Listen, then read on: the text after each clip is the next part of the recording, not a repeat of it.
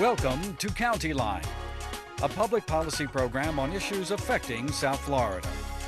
And now the host of County Line, Frank Locanto.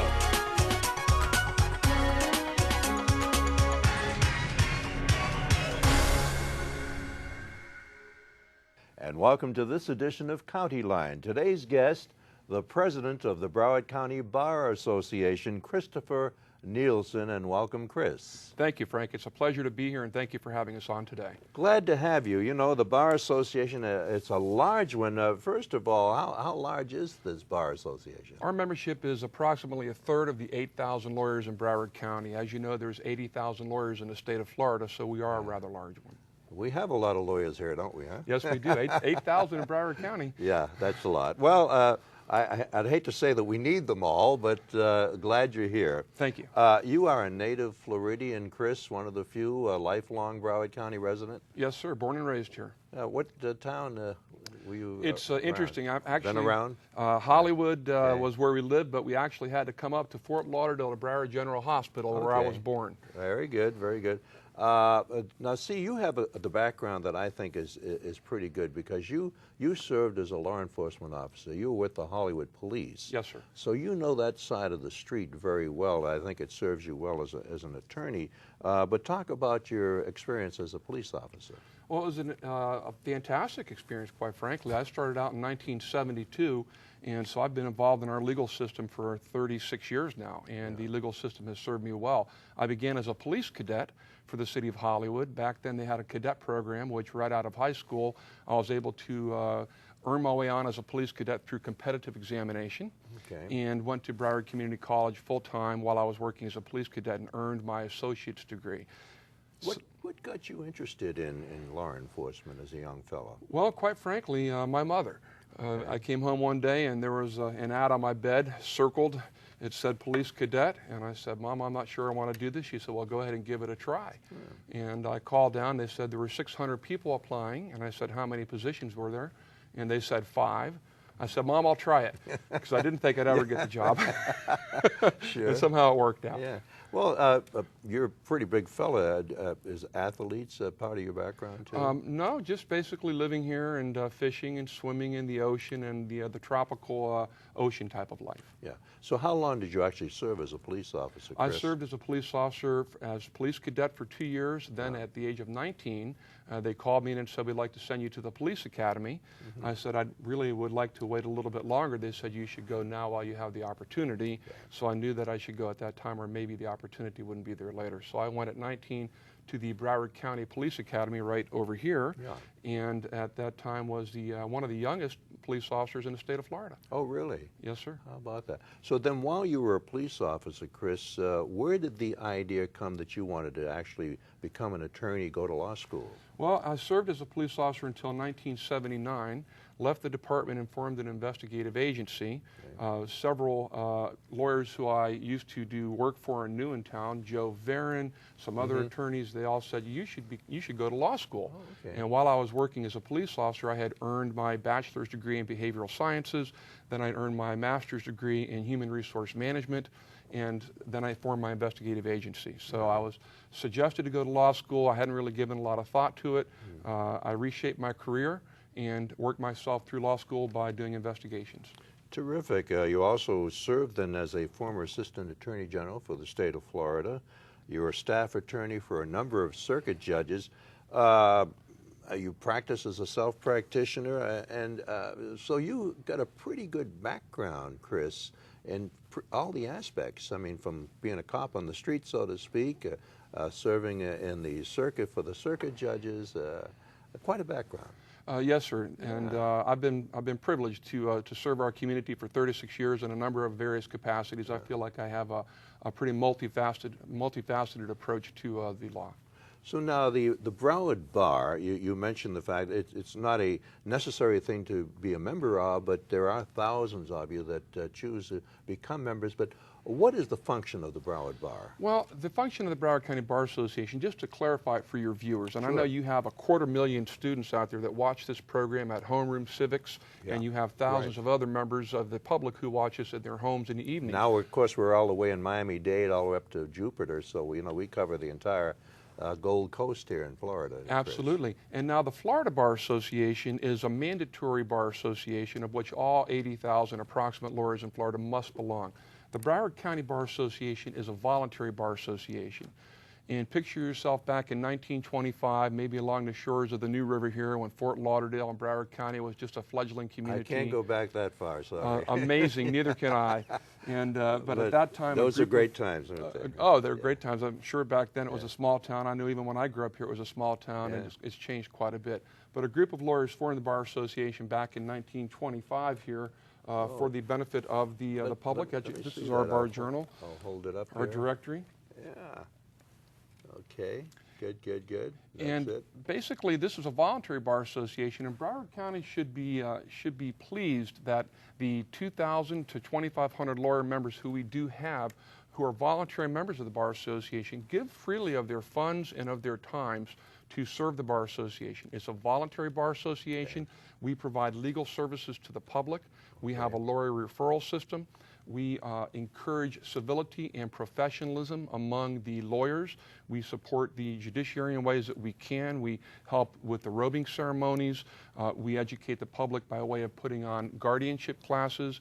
We also put on community programs for the public. We had recently Christmas in January for the children, for the foster children, which we help. Who played Santa Claus? Well, actually, if I had the beard on and the hat on now, you might not recognize me, but I was honored to play Santa Claus this year. So you do a lot of charity things, too. Do a lot of charity things. We're a not-for-profit organization, so we don't make a profit. All of the board of directors, and I'm proud of our board of directors and our executive committee, they serve voluntarily and provide and give hundreds of hours to our community. I know you have many committees. About a year ago, I guess it was, we had lunch with some of the members of the Bench and Bar Committee, and a nice group of people made up of attorneys. There were judges there and all types, out of the 7 or 8 people that we met with. But you also served in that capacity in the Bench and Bar? Yes, sir. I'm the past chair of the Bench and Bar Committee, and actually, it's interesting you should mention that we have a quadrennial Bench and Bar Convention. We did it 4 years ago at the Broward County Convention Center. Okay. Actually, on the eve of Wilma, Hurricane Wilma. Really? We had approximately 500 lawyers and judges from the Tri-County area attend that. This year, we're going to be in the formidable planning stages of that huge event, which will be held at the Broward County Convention Center again October 16th, 2009. Okay.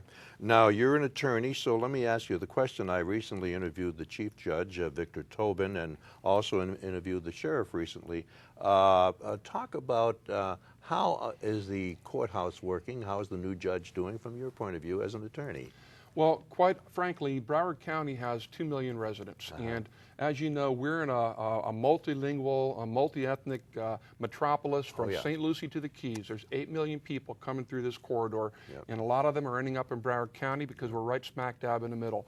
So I think that the infrastructure of the courthouse is overwhelmed. I do agree that the current administration is doing a phenomenal job of using the resources that they have available to them with the constraints of the budgetary concerns that we have in making this operation work. Could it be better? Yes. If we had the money, it would be great. I like to equate the courthouse to an insurance policy. Tell me. It's something that you want to have if you need it, and quite frankly, a lot of members of the public don't understand the importance of having a very attractive and new courthouse, because when they go down, whether as a juror, and I understand you've served as a juror. Yes, I have. And I've served as a juror, and it's a wonderful thing to do to serve as a juror. Yes, it is. Or as a litigant, as a defendant, as a plaintiff. You want to have a courthouse you can come to that's going to be accommodating. We now have lines that go around the block in the morning because of security concerns and just the infrastructure we have. So could we use a new courthouse? Absolutely. Will we get one? Well, that's the $1 million question. Or probably a couple $100 million question. And I would love nothing more than to see this county get a new courthouse, although we do have serious financial concerns, as you know. Judge was saying that he does have the funding, I think it's available now from the county commission for 10 new courtrooms, which would at least alleviate some of the glut that he has in there right now, the glut of of people and moving to and fro, and then security could always be better, as he mentioned. But let's see, you know, with budget cuts coming up, and July is the end of the fiscal year, of course, and starts the new fiscal year, but budget cuts are always there too, as you know, Chris.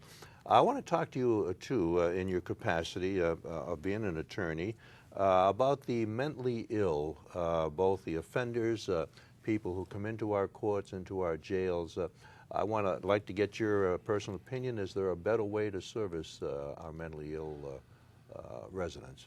Again, Frank, there's a huge problem in society with substance abuse, with mental illness. Yeah. A lot of times you have to get the people who are on substance abuse or self-medicating off of the drugs and alcohol before you can even begin to treat the mental illness, because a lot of times these mask mental illness. Is there a better way? There's always a better way. Are we capable of doing it? I think we are. The fact that this circuit has been proactive in implementing the mental health court, proactive in implementing the drug court, proactive in implementing we have guardianship programs to help people deal with people who may not have the facilities to deal with their property or their person. So yes, we are gravely concerned with the rights of the mental ill, the substance abusers, all those folks who need help. The problem is we have so many people coming through here and only a certain amount of funds available to deal with it. See, that's the thing again. We talk to all of you from different aspects of our society here, and money is the bottom line. And there's only so much to go around. And in these bad times, the bad economy, Chris, crime goes up. Absolutely, crime goes up in a bad economy. There's no question about it. And that's another problem, because when you have all of these forces that are inextricably intertwined, the bad economy, the mental illness, the lack of funding, all of these things going on at the same time, the infrastructure, the burgeoning population, the increase in fuel, the increase in insurance, the increase in taxes. Now I see Florida Power and Light wants to increase the bill 16% in this morning's paper. Yep. Everything is going up, and there's only so many ways to pay for it. So people are desperate. Desperate people, I learned when I was in the police department, will do desperate things. And so we have to really be concerned about the future of our community by addressing these. Pay me now or pay me later. And if you look at the level of crime in our community, it has gone up. It's becoming more brazen because people are becoming more desperate. Yeah. So I think that dealing with the mental illness, dealing with the substance abuse is a big beginning to help put a Band-Aid on these problems. So I think you mentioned the word there, and I'll pick up on it. Desperation is one of the key words of leading people into crime. I think that people who have families to feed, it doesn't justify it. Please don't get me wrong. No, me either. Not at all. Okay, exactly. But you can't use it for an excuse. You can't use it for an excuse. But the fact is that people who don't have money to pay for their food, for their families or whatever, people who are hooked on drugs, are going to do criminal behavior in order to support these habits. So what we need to do is try to eliminate that by solving the problem to begin with. And how we do that is a very complicated problem. Yeah. I had the privilege of listening to Judge Tobin and to Sheriff Lamberti earlier today, and I believe that in listening to what they had to say, they have multifaceted problems as well as the rest of community in here, and we have to deal with all of these issues. If we can't deal with the substance abuse and the mental health, it's going to continue to mushroom, and people will become desperate and do desperate things. Chris Neilson, I appreciate you stopping by today, and much success in your term as the president of the Broward Bar Association. Frank, thank you very much. It's an honor to be here and a privilege, and I appreciate it. Thank you so much again.